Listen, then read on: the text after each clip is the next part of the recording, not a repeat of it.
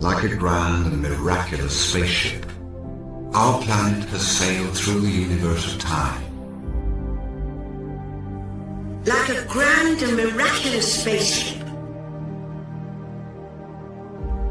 Grand and miraculous. Grand and miraculous.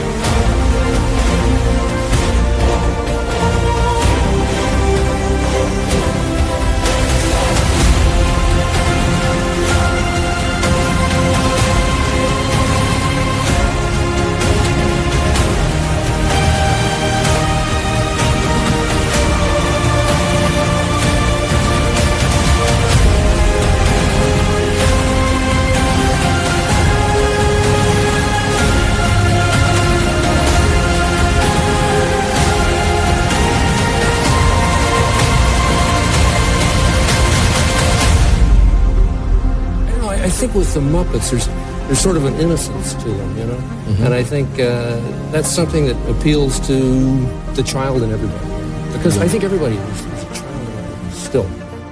Well, we all want to build a time machine, Doc. So when you enter Disneyland, you're entering a time machine. I only hope that we never lose sight of one thing, that it was all started by a mouse.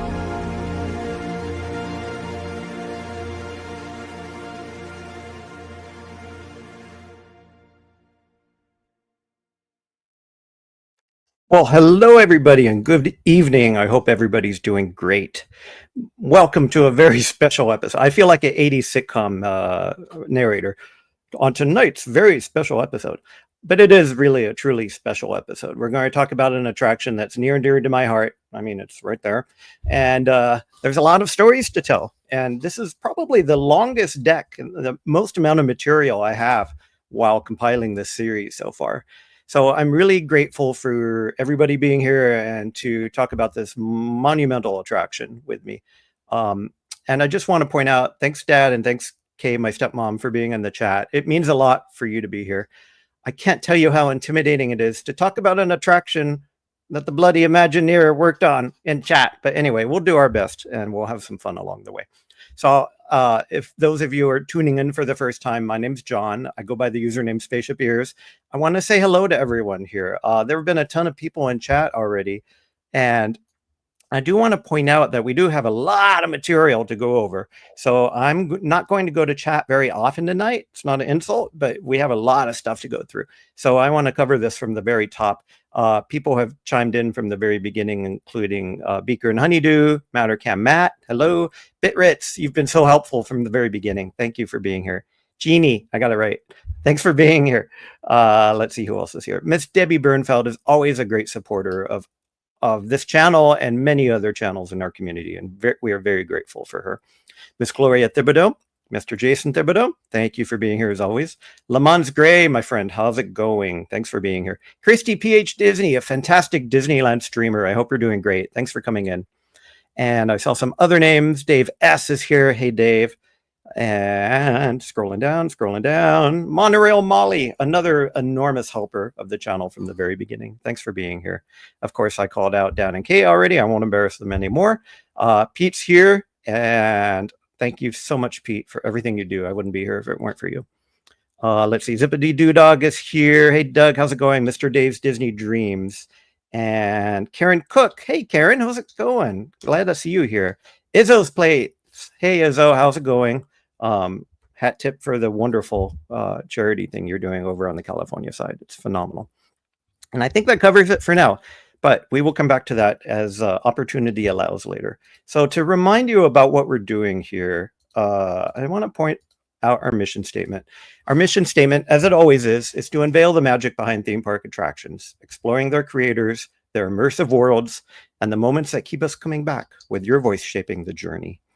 So one thing very interesting happened last time. Last time we talked about, let me get rid of that. We talked about the Enchanted Tiki Room. And what was really interesting about that is, let me see if I could share this. We have a new record, folks. The Enchanted Tiki Room surprised me. The number of votes that went into it almost covered the triangle entirely. It came in at a whopping 9.07. So he's our new leaderboard. Previously, I think it was Great Movie Ride, if I'm not mistaken. But it's fascinating to me to see how these scores ebb and flow over time. So I really do want to encourage you to go to the website. Go to grandmiraculous.com during the show, after the show, doesn't matter, and punch in your vote, because it's really interesting to see how these pivots affect different attractions. And I want to point out something new too at the very top. I've put in a form so that you can throw some questions at us that we could talk about next week. As you probably know, this is part one of a two-part series. Part two, we're going to have my father on, John F. Keir Jr., who is a big part of our show tonight. And I'd like to encourage you to go to the website, toss in a question. Can't promise we'll get to every single one, but it would be great content and great material that we can talk about and throw the verbal tennis ball back and forth a little bit. I also included a link to a very important PDF, which is Ray Bradbury's original script for Spaceship Earth. You'll have some homework at the end of this to go read that, because it's a very monumental script and it means a lot. So anyway, enough of that. Let me cover some other things. So as you know, I do trivia every week. So tonight's trivia question. Spaceship Earth, as you know, is a very famous geodesic sphere. It's covered with thousands of triangular panels. Just how many of these panels do you think exist on Spaceship Earth? Now you can start counting on the image behind me. No, just throw your best guess in there, and we'll see what we come up with towards the end of the show. I'd also like to encourage you to share your memories in chat as the show goes on. Spaceship Earth has been around more than 40 years. It's an icon in more sense than one. So many people have great memories about it, and it would be great to share that. And like I mentioned, please go on the website and contribute your idea of how Spaceship Earth ranks in the grand scheme of things. You don't have to put all 10s, be honest. I won't be offended. The entry code tonight is ABCs, like the Phoenicians, or just ABCS. So go ahead and do that during the show, after the show. That would be great. And then we can take a look at the results next week. Okay. Can't forget this. Don't forget to hit the like button, subscribe, and share out the stream. And after the stream, if you could leave a comment one way or the other, it really, really helps. So I'm very grateful for everybody's support tonight. Okay, let's get into it. We have a lot to talk about. So what I'm going to do here is to remove this guy. And let me throw up the PowerPoint. Okay. Here we are. Let me just peek at chat. Hey, I see a few more folks popping in. Udalali Lane. Hey, Kate. How's it going? Great to see you. Bouncing Journey is here. Hey, April. I'm so happy to see you here in chat. And yeah, we're going to have a lot of fun tonight. Okay. Deep breath. This is an important one for me. I've been kind of tying this whole series around this one attraction, and we finally get to talk about it with one of the Imagineers who made it in chat. I mean, how intimidating can that be? But we'll have some fun.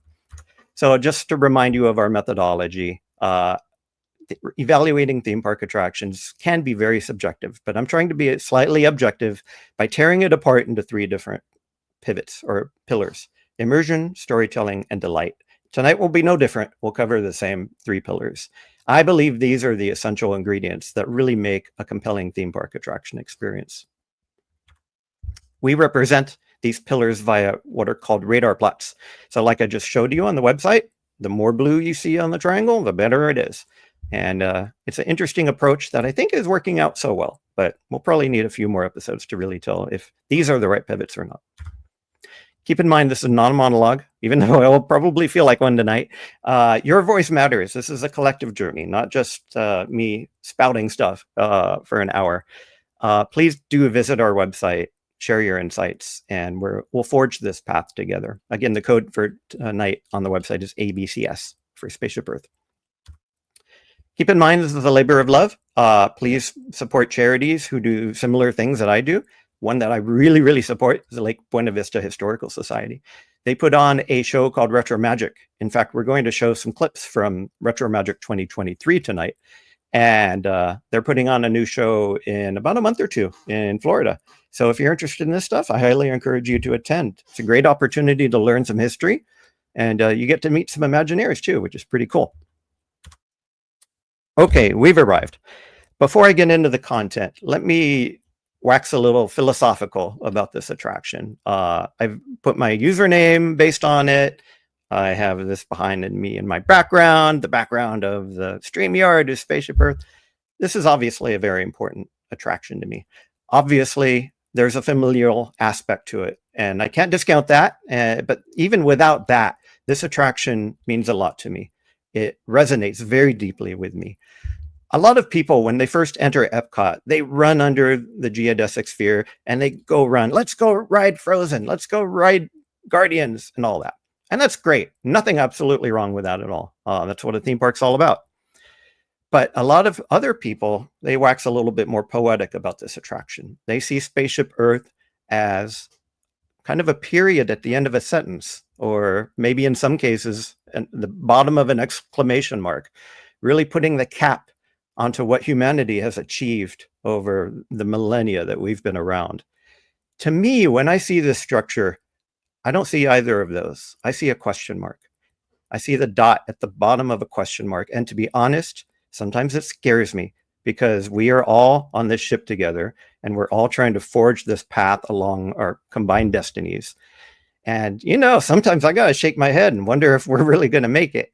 But I'm inspired by our past. I'm inspired by the potential of our future. And I know that Ray, Dad, Bucky, everybody was right on point when they decided to look at the past to evaluate our future. And so that's what this attraction means to me. As usual, we go through key Imagineers, key people who worked at WED, who were very seminal in the creation of these attractions. We've talked about Marvin Davis before. Again, I want these to become kind of flip cards in your head. Oh yeah, I remember him. We talked about him in that attraction. Marvin Davis's planning of EPCOT Central Hub was critical, and it made Spaceship Earth the natural centerpiece that really formed the foundation of EPCOT. We'll talk more about him and the work that my father did with him later on. John Hench, again, critically important to the creation of EPCOT and to creation of Spaceship Earth. We've talked about him many times already. Go buy his book. His book, Designing Disney, is fantastic. I don't get anything from that, but it should be on everybody's bookshelf if you're interested in this stuff. Again, Marty Sklar, you're going to see some of these names over and over and over again. It'll become habit. And it should inspire you to think, my gosh, these people have really had their hands deeply in so many amazing attractions. How is it possible that they had so much creative output? Again, we've talked about Marty before, but I want to point out that you'll hear about him tonight. And good old Dad. I have to highlight Dad because he was very, very influential, and he was in there from the very beginning when it came to the design and the inspiration of Spaceship Earth. So we'll talk about his impact and his influence and what he brought to the equation tonight as well. We finally get to talk about one of my favorite people, Miss Peggy Ferris. Some of you may not know Peggy. Peggy is a phenomenal Imagineer. She, in fact, speaking of books, there's a wonderful book called The Women of Walt Disney Imagineering that she helped co-author. Well, Peggy began her Disney journey in 1966 as a hostess on the Storybookland canal boats. What started as a part-time job really blew up into a 50-year career spanning parks, pavilions, and international leadership. Now, what Peggy did was that she was tasked with conducting historical research for Spaceship Earth. So she had to dive into essentially 40,000 years of history. Her work really ensured that each scene really resonated with us all the way from ancient Egypt to the Renaissance, and make sure that each scene was rich with authentic detail. We'll talk about that too. Beyond EPCOT, Peggy became a creative development executive for Disneyland Paris and a mentor to future Imagineers. She happens to be a friend of the family, and we're very grateful that she's around. Now, I'm giving someone here a title that maybe, arguably, they don't deserve, but I think they deserve it. I'm including Ray Bradbury in this mix.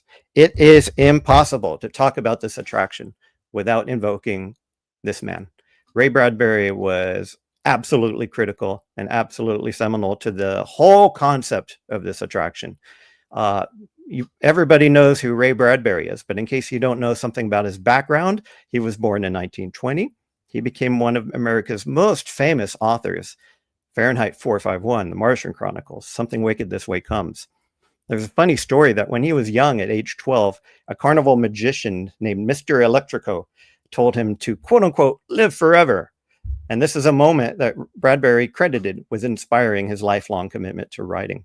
So you should think about, hey, if we can inspire people through these attractions, imagine how many Ray Bradburys we're creating these days.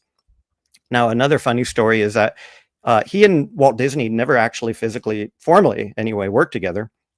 Walt, in fact, joked that they'd, quote unquote, kill each other because they were both geniuses, which is a funny quote.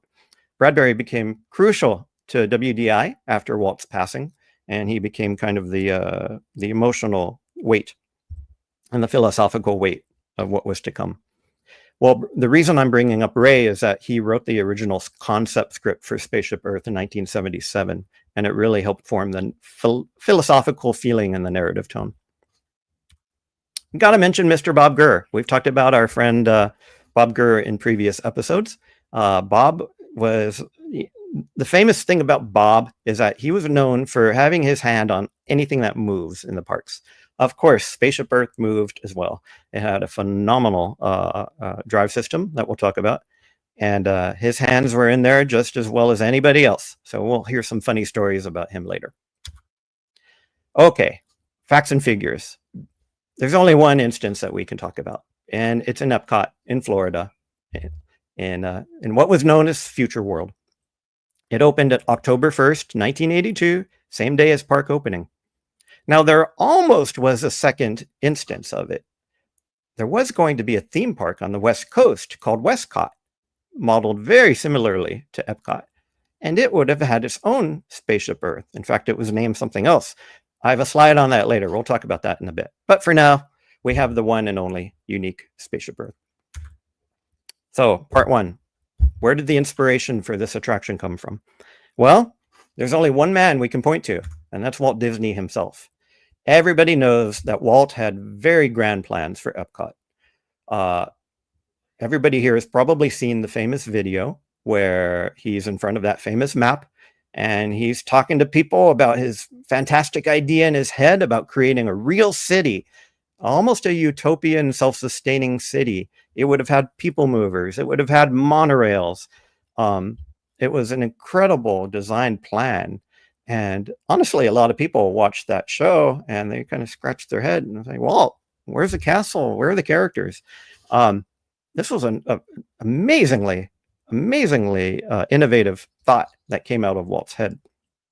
And he really meant it to be a living laboratory, not a theme park in the traditional sense. He wanted to create kind of a urban area where he can experiment with some of these ideas on how to make life better. Just like he did with the House of the Future and some of the other things that we'll invoke tonight. Well, unfortunately, Walt passed, as everybody knows, shortly after that. And unfortunately, Walt's passing impacted EPCOT to a great deal. Walt was really the anchor of early EPCOT ideas, but his absence really impacted these plans. Walt's vision of EPCOT as an actual working city, unfortunately, was deemed too ambitious and too impractical without his leadership being involved. So after his death, the Imagineering team faced an unclear directive. They didn't know what, well, they were a little bit lost without the captain at the helm. But for many, including those who worked very closely with him, there was one guiding question going through their heads, and that was, what would Walt have done, you know? Well, some believe that the answer lay in missing technology. Maybe we didn't quite have the technology to carry out what he wanted to do. Maybe it was the computer, which was in its very nascent stages back at Walt's passing. Maybe we needed something like that to hold the potential to realize his vision of a better tomorrow. And there's a funny quote from Bob Gurr. Bob was recently asked what he thought Walt Disney would be doing now if he was still alive. And he answered, well, he'd still be struggling with EPCOT. That's quoted in a wonderful book called Walt Disney and the Quest for Community. Another great book you should have on your shelf. I think it's out of print, though, unfortunately. So what happened? Well, it needed a new team. It wasn't about until 1972 when CEO Card Walker, at the time, asked the question, the scary question. And they asked, okay, folks, tell me, what are we going to do about EPCOT? And this sent shivers down many an Imagineer's spine, because they were now empowered to try to figure out and carry out this amazing idea that none other than Walt Disney had proposed, none other on live TV. Well, there was a program at WED called the Wednesday Morning Club. It met every week, and they tried to pick up the pieces that Walt left off with. This was chaired by Marty Sklar, and it went for many months, and they were conjuring up some great ideas. They also included some people in this group, one of which is my father, John F. D. Keir Jr. Now, Dad actually previously worked on the Hall of Presidents, some interior work at the Contemporary and Polynesian, and he was working under Marvin Davis at the time. So he returned to WED, and he joined an intensive study on master planning for EPCOT based on his previous experience with Marvin Davis and on film. He was also joined by an amazing man we need to talk more about. More people need to know about this man, Wing Chow, a phenomenal architect, master planner, construction developer, hospitality professional, and Disney Imagineer for 37 years. I think he was recently given the Disney Legends Award too. So we had to assemble the team and say, okay, someone come up with a great idea. Well, you know how these meetings usually go. But they did a great job. What they did was that they first looked backwards. They first looked back at historical precedents. They researched exhibitions that predicted better ways of living. After all, this was a message that Walt was trying to convey. This was a basis of everything Walt talked about. So it made a lot of sense to go back in time and look at some of these world events that kind of synchronized with this notion.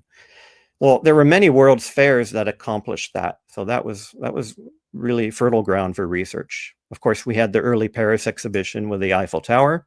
That's why we have the Eiffel Tower in our opening video. The Centennial exhibition, the World's Columbian exhibition, Barcelona International exhibition. And here are a few fun posters from the time. Of course, the 1889 one is the one where the Eiffel Tower premiered.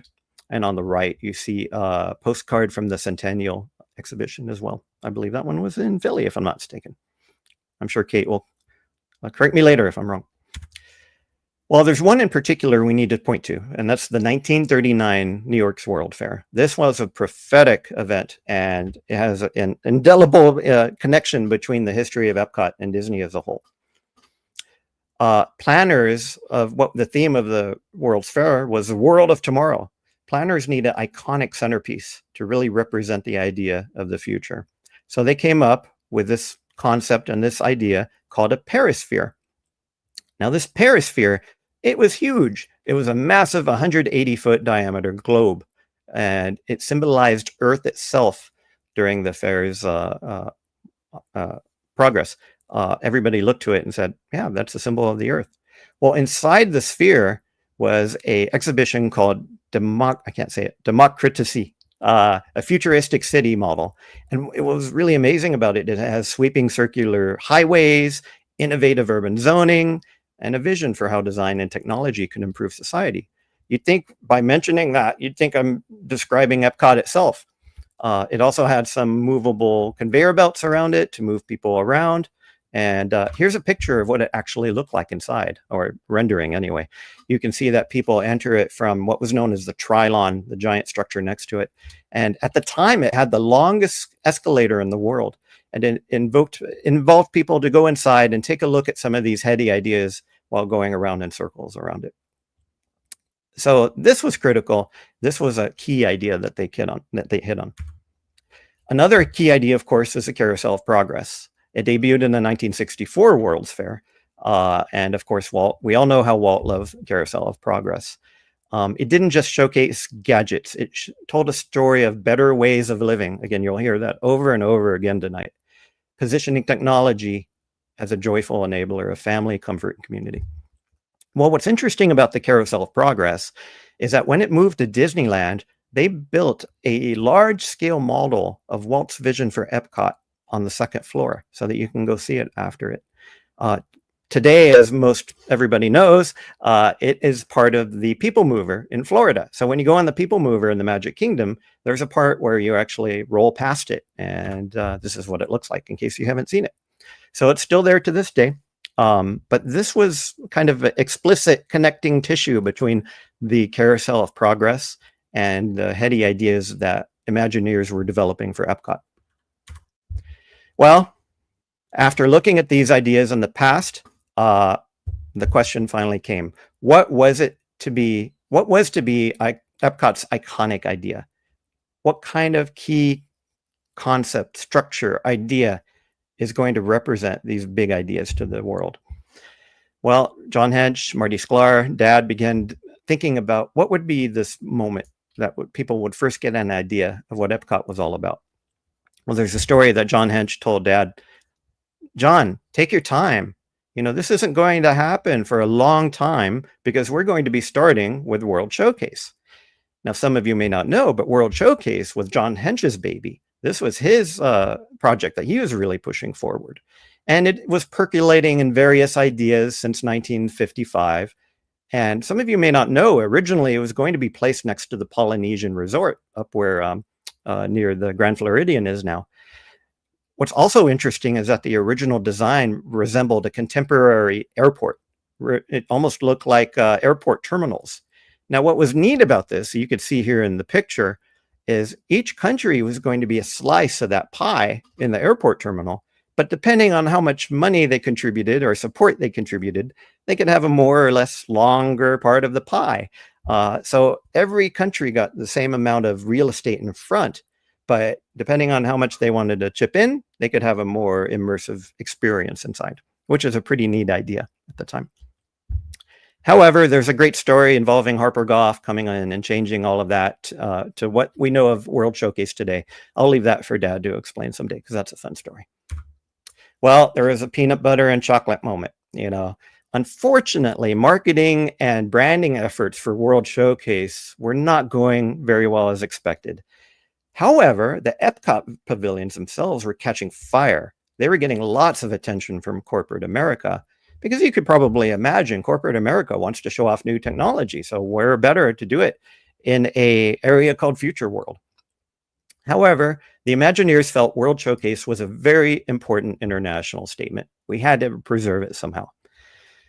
One of the ideas that came up was actually to have World Showcase surround Communicore and Spaceship Earth. So Spaceship Earth would be the literal center of the theme park, Communicore surrounding it, and World Showcase would be in the perimeter or in the periphery. That is a very important symbolic idea. The idea that Spaceship Earth would represent where we're going, and we're all gathered around Spaceship Earth as different countries, I think would have been a wonderful idea. However, the way things worked out, the way that they shifted the models together, that famous day in WED, they put the peanut butter and chocolate next to each other. I said, yeah, this kind of works. And that's how we came up with EPCOT being almost too many theme parks inside each other, Future World and World Showcase. But they happen to mirror each other extremely well. This is a wonderful sketch that Dad showed off in Retro Magic 2023. This first piece of art envisioned was one of the very early ideas of what the gathering center for EPCOT would be, where monorails would arrive, they would have pre-shows, and basically set the stage for what the story they're trying to tell in EPCOT. Now, Dad and my grandfather, they never met an aspect ratio they didn't like. So as you can imagine, widescreen, everything was widescreen and gloriously widescreen. Now, this image was still pre-Spaceship Earth, but it was more aligned with the Communicore concept. And we'll talk about Communicore later. The Communicore concept of an information center, and it really predicted what EPCOT would turn into. Here he is with another phenomenal sketch. Well, the master plan began to take shape. Marty, John Hench, and Dad decided they needed a really major introductory show to really convey some of these ideas. Well, they called it Future World Theater. This was not Spaceship Earth originally. The first idea was to have a giant theater, and you could see in Dad's rendering here what this would have looked like. Essentially, what it would have consisted of, and we'll talk about this more next week, is a giant forum where people can come in and out as they please, and in the middle of this forum would be a show. It would be an ongoing, continuous show, and you can come in and you can catch what the Romans contributed to humanity, and you could catch what did the Greeks do? By sitting and watching this show, you kind of get a sense of what EPCOT was all about, and then you could go explore all the various attractions. Well, this was about the time when Marty Sklar brought in a very, very important person, and his name, as we all know, Ray Bradbury. Bradbury enters. Well, what Marty did was to lock everybody into a room, and not literally, maybe literally, we'll find out next week. And they asked them to begin to dream and to think about, okay, what story are we trying to tell here? Always start with this story. Well, Ray had a very interesting perspective. At the time, he was writing an article about NASA, about man's landing on the moon.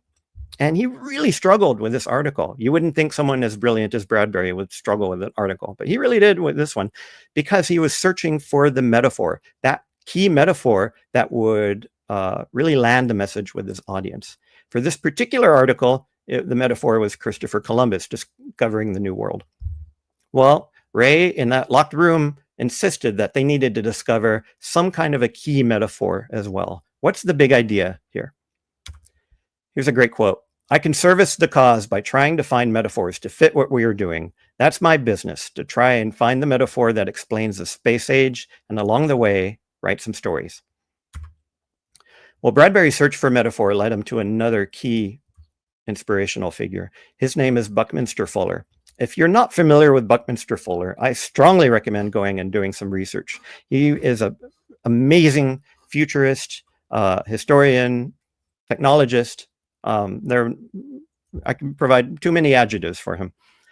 Well, Fuller popularized the phrase Spaceship Earth in his book, 1969 book, called Operating Manual for Spaceship Earth. And it described Earth as a shared vessel with finite resources, requiring collective stewardship and intelligent design. He came up with some heady concepts. One of them was what was known as comprehensive anticipatory design science. I love that.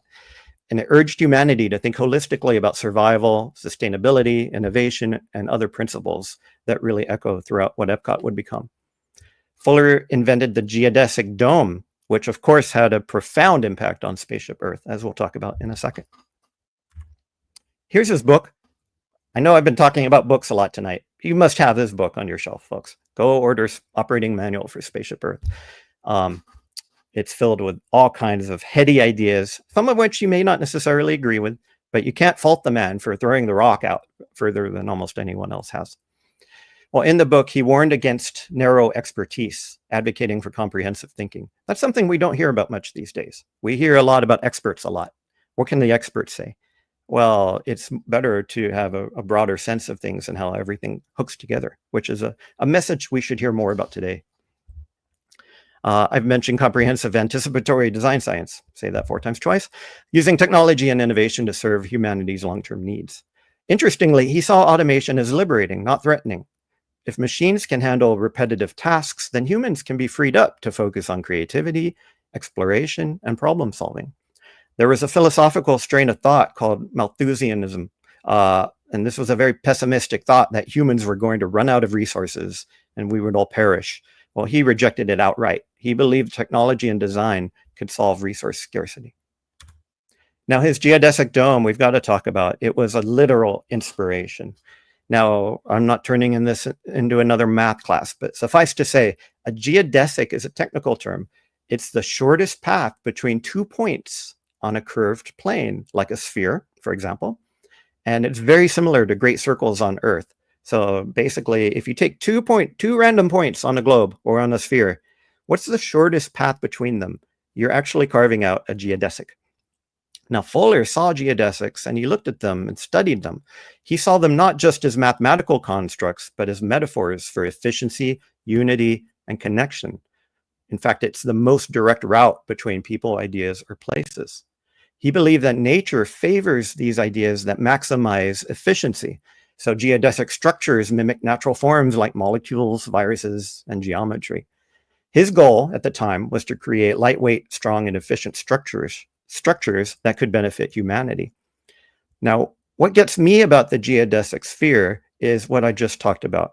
It's the shortest point between one point and another. So to me, I know when a lot of people, they sit below Spaceship Earth, they look up at it, say, hey, look at that big golf ball. Yeah, it's funny. But there's a much, much deeper message there. When you look at the lines that surround Spaceship Earth, these geodesics are literally the shortest point between point A and point B. If I, sitting in Seattle, want to connect with someone on the East Coast, what's the shortest point, both physically and metaphorically, that we could join hands and figure out how to improve society? So when I look at Spaceship Earth, I see very literally that concept of drawing the world closer together. And I think it's a fascinating aspect that not many people take into consideration. So maybe the next time you hear about a golf ball, you can have that discussion with someone.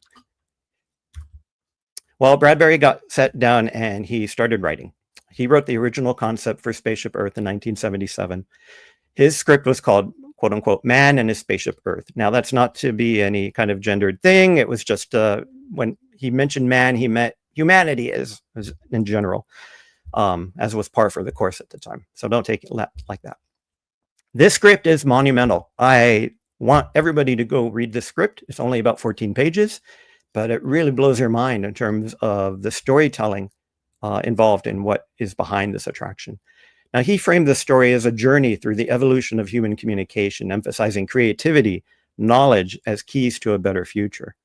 His vision shaped the attraction's emotional arc, going all the way back to cave paintings to satellites, highlighting communication as the thread that really binds us all together. Now, I put a link to this PDF on our website, grandmiraculous.com. Again, there's no and. Please go and read it. Take 10 minutes, go get a favorite beverage and go read it. It'll really open your mind, not just to what this attraction represents, but what EPCOT as a whole, post-Walt, was trying to accomplish. So here we are. Multiple rivers of ideas were getting stronger and stronger and starting to come together. We had an icon monument. It was inspired by previous World's Fairs, Earth as a sphere. We had Buckminster Fuller's metaphor regarding operating manual for Spaceship Earth. We had geodesics, not only representing structural integrity, but literally right in front of you, representing closer communication in our world. They had the idea of traveling through space, leading us to the future on this spaceship. And we had Ray's insistence that the prologue of that story must be told by looking into our past, singling out key communication moments. So things were starting to congeal. So this is a phenomenal picture to me, not just because Dad's in it, but there's a lot of artistic idealism, literary metaphor, and even corporate persuasion that really made this phenomenal thing happen. Marty Sklar framed the narrative. He translated Walt's vision. One great quote, he says, "The public doesn't trust government or industry, but they do trust Mickey Mouse." John Hench brought artistic gravitas and futurist credibility. I've talked about some of the things he's done in previous episodes. Ray Bradbury infused the pitch with poetic urgency. He described communication as the lifeblood of civilization. His words helped secure the sponsor, in fact, of Spaceship Earth, and his Columbus-like metaphor for civilization or for exploration gave the project a lot of weight. And, I'd be remiss if I didn't mention dear old Dad. Dad created amazing, dazzling physical models with theatrical flair based on his film background at the time. And he really helped the team visualize how pavilion subjects and thematic elements could coexist. So it's not often I get to give a YouTube stream talking about my dad and to thank him for what he brought to this project. So thank you, Dad. It means a lot. It involved other people too, of course. The story itself had to come together. And at the time, Marty Sklar came along and he asked Peggy Ferris, who I talked about earlier, to do the historical research for Spaceship Earth. No big deal. Let's go research the span of all of humanity and tell it in a 14-minute show. No problem. Well, one of the reasons they approached Peggy is Marty and others wanted the pavilions to have slightly different tones. For those of you who remember the original EPCOT pavilions, for example, World of Motion, it had a quite different feel and style to it than Imagination or Spaceship Earth did. And that was very intentional. The idea was to tell different stories using slightly different tones so that the audience wouldn't get bored with the same style used throughout. So we must talk about the building of this behemoth. I do want to thank Retro WDW, the folks who put on Retro Magic 2023. They have a phenomenal, beautiful talk on their, and I've linked to it from our playlist on the construction of Spaceship Earth and many other episodes. So if you like what you see, please go support them and watch their Retro Magic episodes. Now, a lot of people don't realize that the original Spaceship Earth was originally going to be below ground. The main ride was not originally inside the geodesic sphere. The pre-show would involve literally descending in time, and what that involves is, of course, literally descending. So we would go below ground and explore some of these historical scenes, and the grand finale would involve us rising back up into the sphere to provide the grand finale in space. Phenomenal idea. There's one problem with it. It kind of loses the metaphor a bit. The metaphor really needed to be real and literal. Ray's vision and Buckminster Fuller's philosophy really inspired the Imagineers to make the sphere more than symbolic. It had to be functional and immersive. Moving the whole ride inside the sphere allowed guests to physically journey through the metaphor of human progress through the spaceship itself. There was another practical aspect too. We're in Florida, right? So there's a huge financial consideration. Going underground, given what Florida's water table, is hugely expensive. In fact, Dad really lobbied for the change to move this ride into the sphere itself. And he used Space Mountain as a prior success. Of course, John Hench was a key Imagineer for Space Mountain. So that, I imagine, resonated pretty well. This decision aligned with the mission of EPCOT All Up to merge form and function, making the building and the story almost inseparable. Well, this scared a lot of Imagineers, as you can imagine, but they felt that this move was the right one. Here's a picture of what it looked like in the very beginning. Engineers like Tom Holland were told in late '79, okay, folks, you got 3 years. We're going to open this up on a hard date, October 1st, 1982. No problem. This was a huge project. Some said it was the largest private project in the US at the time. There was a ton of muck, drainage, icky stuff to deal with. And I'll point you again at Retro Magic Talks if you want to learn about all that stuff. Here's a picture from the early days. As you can see, a lot of the pavilions we know and love are being constructed. The legs of Spaceship Earth need comment. As you can imagine, holding an entire attraction inside a geodesic sphere was an enormous engineering project. There were 3 concrete pile foundations that were built, and they were tied together with grade beams. The reason they had to tie them together is so that the ball wouldn't just drop, and squish the legs apart. So the legs had to be bound together too. Well, it turns out each leg reaches down into the ground 160 feet. And these legs are almost as tall as Spaceship Earth itself. So the next time you go to the park, take a look at the legs and just imagine them going into the ground as much as the sphere goes up. Now, one of John Hench's key contributions was to raise the base of the attraction so that the bottom could actually hang off of it, completing a true geodesic sphere. This was a huge, huge move because what it was able to accomplish was to allow us to create a base to then build the ride track on top of. And the bottom of it was essentially a facade. It hung off the bottom. So the base was a giant double truss, as you see here, beginning to be constructed. And you can see the base here.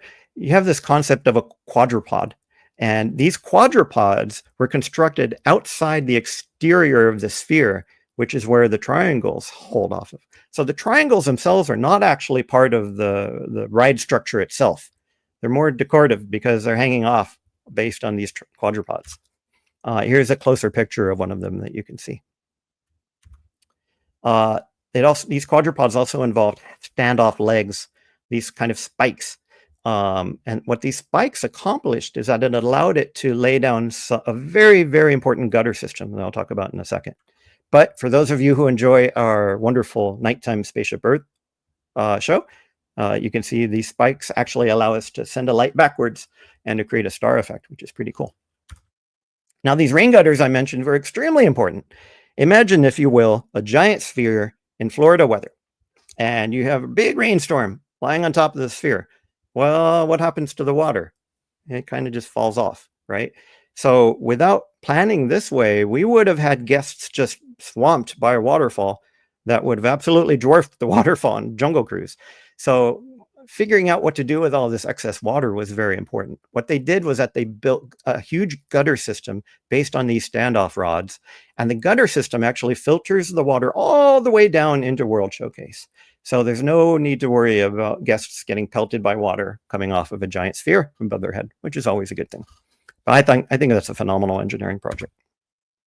Now, the ramp for the ride itself is completely independent from the sphere itself, like I mentioned. One interesting story is that Bob Holland, who was one of the key engineers, he remembers the first time that they had to do an emergency stop on the ride. Whoa, they felt the whole bloody building rotate. It turns out that was by design, because from a physical point of view, remember, the ride moves clockwise in the structure. So imagine what would happen if you take all of that mass and just suddenly stop it. Well, there's going to be a side effect. And it turns out that the whole structure shimmied a little bit. Thankfully, we don't see that so much these days. But anyway, that's what engineers do. The up ramp itself was pretty easy to pour, but the down ramp was incredibly difficult. You can see the kind of plane that you have on the down ramp back to the surface. And as you all know, who've been on the ride, how incredibly steep that ramp is. Well, imagine pouring concrete for something like that. Now, most structures, when you build them, are topped out. You know, you start at the bottom, you go to the top, place a top on top, and then you're done. Well, not Spaceship Earth. Spaceship Earth was actually bottomed out. So setting the steel cap on top of the structure was not the end of the story. It was getting close to the end, but not the end. We still had to complete the bottom. The skin itself is a neoprene sheet for waterproofing interiorly, and there's an outer skin as well that's aluminum, and it has slots. If any of you have been close to the sphere, you can see these slots, and that allows rainwater to drain through into these gutters. Now, track testing began, and as you can imagine, there was a lot of ambitious engineering here. In fact, one tow bar broke during testing. Thankfully, no one was hurt. Bob Gurr has a very interesting story. Now, of course, he's a legend, amazing engineer. He worked on Spaceship Earth from 1972 to 1978.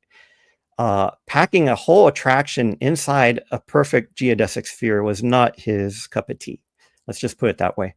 It created a lot of hard engineering problems. Well, he famously described the ride system itself as being brutal on components, especially the wheels of the car that go up. And these wheels wore down rapidly under the sphere's curvature and the friction going clockwise around the ride. So he asked a hard question. He said, hey, should we pause this thing? Should we redesign the system or just keep fixing the damage? Well, as most things happen in corporate America, because the show worked, guests loved it, the team set a budget to go buy thousands of wheels every year. And that was the idea. Okay, fine, let's go with it. We'll fix it in flight. This decision was really symbolic. It had a recurring theme in all of EPCOT's development. When storytelling and spectacle kind of go against each other, engineering adapts, even if embracing a little bit of chaos and a few more gray hairs. This was a bottoming out of Spaceship Earth. You can see the bottom part of it being applied with a big American flag. And of course, they did what they did. They climbed to the top and celebrated.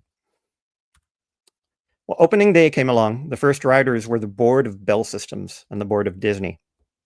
Pretty major VIPs. Well, thankfully, the VIPs made it through. The ride worked just fine. However, about 20 minutes later, they heard the infamous 101 code over the radio, and the ride was down the rest of the day. Bob mentions, thank goodness there's a separate ride system sitting on the base. This was like a python wrapping around the steel, constantly trying to twist it. So let's talk about the ride finally. As you all probably know, there have been multiple narrators of Spaceship Earth throughout the course of the attraction. We started off in '82 with Vic Perrin. He delivered a very moody, poetic script with a lot of sci-fi gravitas.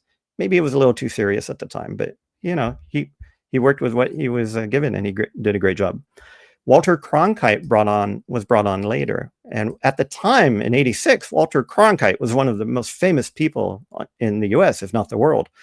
So he was able to bring a voice, a trusted guide, pairing educational narration with emotional optimism. Another aspect of this is because the scenes in Spaceship Earth were so compelling, a lot of writers kind of lost Vic Perrin's dialogue or the narration of the show. So they had to bring in someone equally heavy on the narration side to counterweight. Well, in '94, there was a major change, and they brought on Jeremy Irons. Now, personally, Jeremy Irons' version of it is my favorite. I love the emotion he brings to it. And he really did a great job at spotlighting the tension between technology and human connection. Dame Judi Dench, of course, is our current narrator. She started her version in 2008, and she added a lot of conversational charm, global inclusivity, and a few jokes here and there, which is actually pretty good in the grand scheme of things. Some of them are a little cringy now, but she did a great job. The entry mural itself is phenomenal. It's almost worth a discussion in itself. This was painted by Italian artist Claudio Mazzoli, known for his multidisciplinary background in illustration, set design, and cinematic storytelling. Mazzoli worked with WED in the '70s, thanks in part to a recommendation by none other than Mark Davis, famous animator. Mazzoli himself described the mural as conveying the power of communication as the electricity of life. It remains one of EPCOT's most beloved original artworks. It's been unchanged since the park's '86 opening. And in fact, to this day, I'm in the line for Spaceship Earth, and I see people just literally stop in line, and they're agog at this wonderful mural. So from a ferreting people through an attraction perspective, probably not a good idea. But from an artwork perspective, beautiful. Chef's kiss. The entry itself kind of invokes a time machine. So as you enter the opening room, you kind of get a sense that there's some kind of a mechanical machine spinning up with little neon lights and things like that. WED hired Joe Garlington to find this space, and it was intended to invoke a time machine, which was the metaphor at the time. And we start hitting our first scenes. The Cro-Magnon scene is arguably one of the most important scenes in this whole attraction. It sets the stage for what is to come, and it's something to look back to. One interesting anecdote is that Peggy Ferris was an English major who had a preschool brother. Her brother loved trains, and so almost every day, they would go to the railroad station and name all of them. Well, this had an impact on Peggy because it really formalized her notion of doing research, getting your hands dirty, getting your hands on the actual things, and to bring those to life. I'm going to go a little bit fast because we're running a little short on time. I'll probably go about 10, 15 minutes over. National Geographic did some wonderful pictures of these cave scenes. Vic Perrin was the original narrator and was also the voice of the shaman. Now, unlike the Egyptian, Roman, and Greek scenes, there was no language reference to look back to. We didn't have any Cro-Magnon books to go read.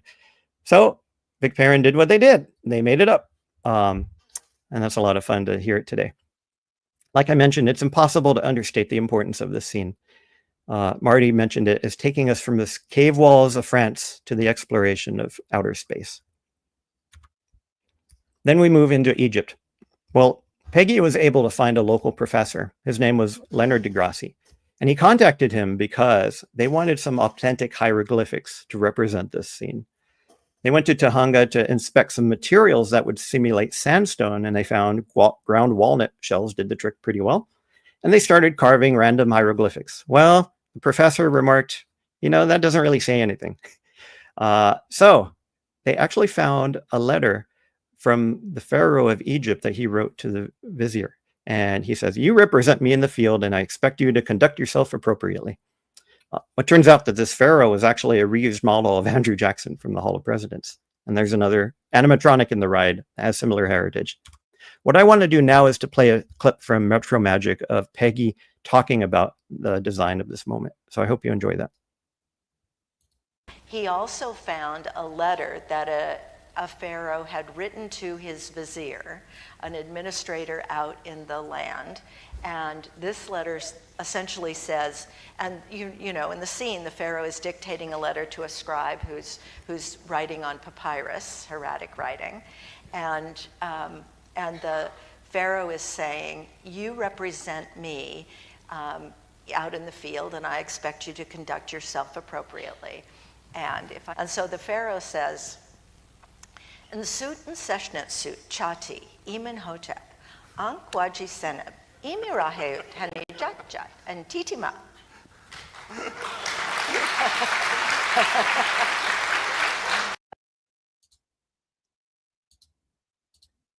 So in case you didn't get it, Peggy was reciting that from memory, which is pretty darn impressive. But that was a great scene, and I encourage you to go watch some of the retro magic stuff. We move on now to the Phoenicians, the famous Phoenician scene. One funny aspect of this is that Richard Vaughan, who was a designer and sculptor, he actually went to Big Five, a sports company, and he bought an air gun. And it turns out at the time you could buy darts that would stick in the drywall. So he had a bunch of stars to put on the ceiling. So what he did was that he placed all the fiber optics by literally shooting them up into the wall. However, a security guard found him walking in with an air gun. And as you can imagine, that caused a little concern security-wise. Well, it turns out that the next day, a special effects specialist took that actual gun, painted it, made it a steampunk gun, and he put a sign that says fiber optic location device, which is a fun background story. Now, I'm not going to go over this, but as you probably know, the key line, thank the Phoenicians, has become a meme in our society.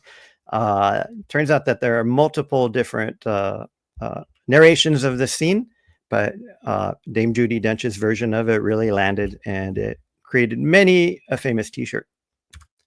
The Greeks, the original versions of the Greek scene celebrated the birth of theater. Now, Vic Perrin and Jeremy Irons highlighted famous figures like Sophocles and others. Animatronics had masks on to represent the theater aspect. Well, this Greek scene suggested an audience behind the theater scene. And what they wanted to do was to replicate the sense of an audience in that scene. So what they did was that they got a bunch of people, they put togas on them, they made all kinds of small noises as if they were sitting in an arena, and they taped it.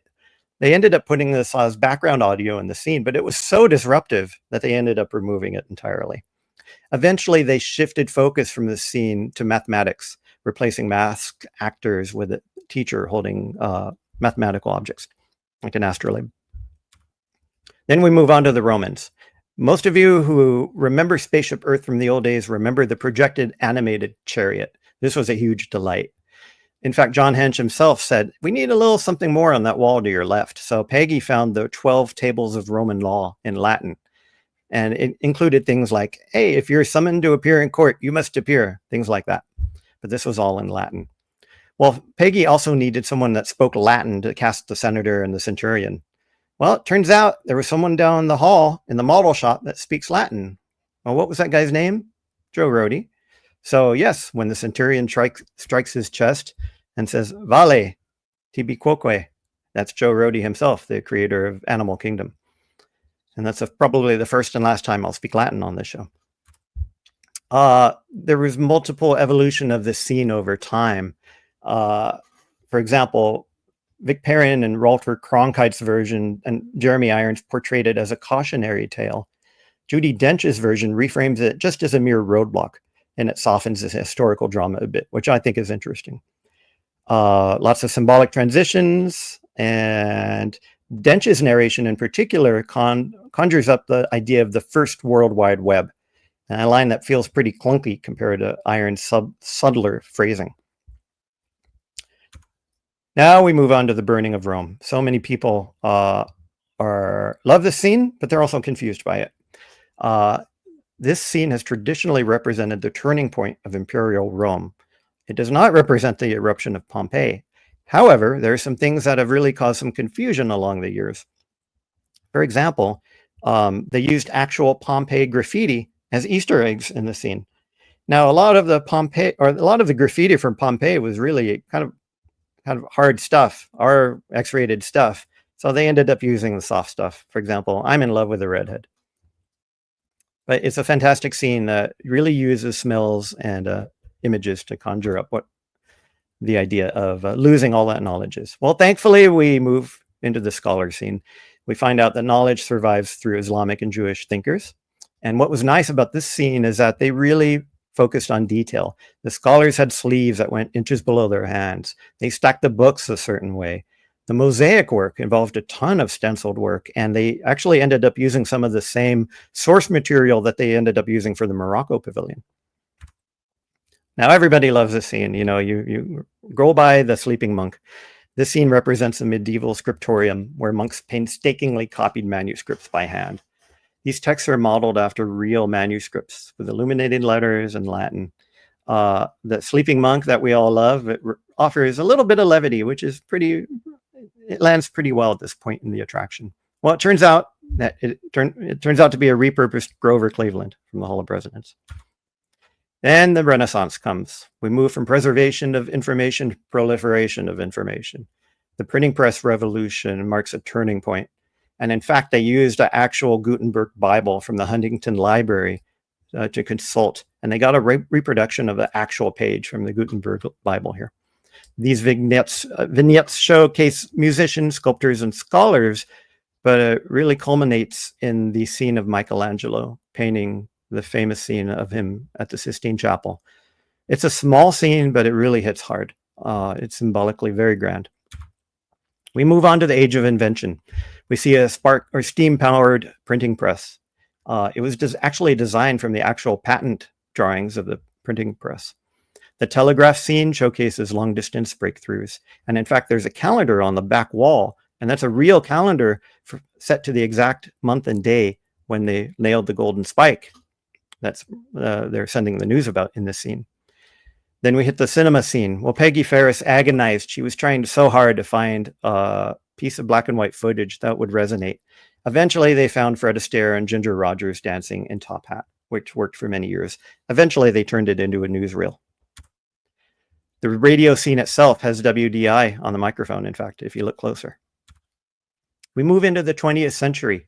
Disney assembled multiple boards from NASA, Bell, MIT, to ensure that the attraction's future-facing scenes worked.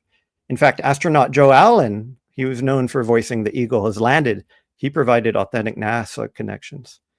Now, this is an interesting point in the attraction because this is when we transition from very realistic 3D dimensional sets to more artistic, suggestive environments. And this was deliberate to evoke a kind of unknown future as opposed to a past that we know well.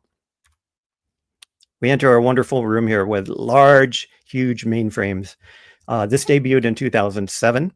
And what's neat is that it's a 2-story computer lab and it uses forced perspective so that the second floor actually is smaller than the first, but it makes the room look much bigger than it is. The woman in the go-go boots was repurposed from the radio scene, and the older man near the steps was formerly a scholar in an earlier version. And then we come to this strange man in the garage, and this strange man causes constant arguments and discussions online. Well, this scruffy innovator in a garage, a lot of people think, well, this is obviously Steve Jobs. Oh, no, it's Wozniak. No, it's Bill Gates. Well, Disney intentionally sidesteps naming any particular individual because they have a policy that they don't want to avoid depictions of living figures unless they've been presidents. And in fact, the script refers only to young people in a garage in California. So it's really kind of keying into this tribute to it, the generation of dreamers who took these giant corporate tools and brought them into our everyday lives. And we all know how we benefited from that today. Then we move to the finale, humanity's reach for the stars. The ride, of course, shifts from individual scenes to a giant cosmic view, and Earth floats in the blackness like a fragile beacon of progress. It's a moment designed to humble and to inspire. Now, earlier versions actually had a real space station there, satellite, astronauts, including a girl gazing out a window. In 2007, that was all stripped back and painted black. In fact, they couldn't remove it. They just had to paint it black because it was too big. But what this did was that it placed full focus on the illuminated Earth and the feelings and the concepts that come through that point. Interestingly, Tony Baxter once proposed that the final frontier of communication might actually be with aliens. It's an interesting idea that we can think about how that would have landed at this point in the ride. Well, then we come to the descent, and the descent has been ever changing ever since the history of this ride. Of course, everybody knows the original version featured the song Tomorrow's Child, wonderfully sung by Sally Stevens, and it framed the descent as a hopeful tribute to future generations. Earlier versions used video screens and silhouettes, but they changed those to physical sets and physical vignettes, showing how people could communicate across the Earth. Then we come to 2007. 2007, all of that was cast aside, and it would place physical sets with interactive screens in your ride vehicle. These ride vehicles used technology at the time to cast you in a kind of cartoon scene representing how you would go into the future. For me and for many other fans, this doesn't land well at all. It lacks the emotional depth, and it actually feels like a jarring transition between the heady concepts that we were playing with this cartoonish kind of cute video that 9 times out of 10 just shows a black figure instead of your face. However, people love it, and I respect people who love it. We've got to talk about Communicore. Communicore was the post show for Spaceship Earth. It was the mega post show. Communicore was literal connective tissue, bringing the ideas of Spaceship Earth to our modern day world. It invited guests to interact with technology and ideas, translating abstract ideas into hands-on experiences. It really moved the idea from passive storytelling to active learning. Communicore had a gateway to a future world, better ways of living. Here's that phrase again, a hands-on world fair. If Spaceship Earth was EPCOT's philosophical mind and heart, Communicore was its neural network. It was the idea where these ideas spread out and percolated. And in fact, Ray Bradbury has a very poetic invocation. He mentions something called Schweitzer's centrifuge. I can never say it. Where the idea, if you know a centrifuge is, it's a spinning object that separates out its components. And the idea was we would put these ideas into this environment, spin them all the way around, hopefully coming up with the greatest and brightest, and then flinging them out into the world with optimism and purpose. The fact that Communicore no longer exists is something I feel is one of my hottest takes. And let's just say we'll talk about that more next week. But I really feel that it loses the connectivity of these ideas that Spaceship Earth brings, and it just dumps you out into the middle of EPCOT. But we'll have some more to say about that next week. And this is a quote from Ray Bradbury about Schweitzer's centrifuge. What we're doing here is inventing a Schweitzer's centrifuge. That's the way I look at the EPCOT project. If we build all this correctly, if we build it beautifully, if we set an example for the world, we can change the whole damn country. There were various sponsorship changes over the years. I'll just skim this for now. Bell System, AT&T, Siemens was involved. And in 2017, there was no sponsor at all. So as of today, Spaceship Earth doesn't have a sponsor. There's actually some good stuff happening too. There's a new lounge that just opened near Spaceship Earth called Geo82. Nestled in the former Siemens corporate lounge above Project Tomorrow, this is called Geo82, and it really honors EPCOT's roots. Those who have gone to it have raved about how it tastefully brings some of the original architectural and emotional ideas of Spaceship Earth to the lounge. So I look forward to going. I haven't been myself, but it's a great place to go have a very wonderful scenic view of the park and to watch Luminous. Now we got to talk about this one. There was plans to have a second Spaceship Earth. As those of you know, the idea of creating an EPCOT on the West Coast was percolated. This idea was to be called Westcott, and the ideas were huge. Literally, there was going to be a supersized Spaceship Earth. This geodesic sphere would have been nearly 300 feet tall. This is almost double the height of what our Spaceship Earth is in Florida, and it would have been painted gold, making it the largest theme park icon in the world. It was renamed and reimagined as Space Station Earth, anchoring the park's future world to pavilions like Earth, Space, and Life. Now, I've talked about this in the previous Superstar Limo episode, but the lack of success in Euro Disney kind of put a damper on the Californian ideas. So, fortunately or unfortunately, this plan was set aside. So to this day, we have one Spaceship Earth. I want to finish this by embarrassing my dad a little bit. He gave a great finale on his speech in Retro Magic, and I just want to play that for you because it's a great capper. Just to, not to leave you in space, but at the conclusion of the show, we were going to invite everyone out into Communicore and talk about the pavilions and things to come. At that time, we'd been toying and doing a lot of research with communications, obviously, and the internet was, wow. Remember, this was 40 plus years ago. I think the extent of the home computer was an 8K Atari. But we had done some research, and we'd looked into DARPA, and we looked into what they were beginning to talk about with the internet. And coincidentally, about 10 years later, I got a contract with DARPA to pursue that kind of technology.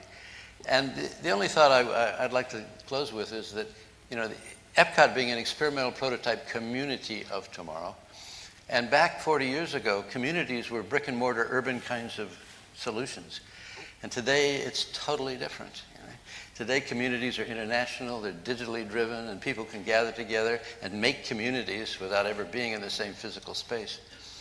And so this idea of modeling a city of the future, a community of the future, of a gathering of people with common interests, just as you're gathering here, I think is an important concept as you begin to think about what's next. Right. Well, I can't put it any better than that. Great work, Dad. And you got quite a bit of applause after that. So normally I would go into the ride analysis. I'm going to skim this for now. We could talk about this more next week.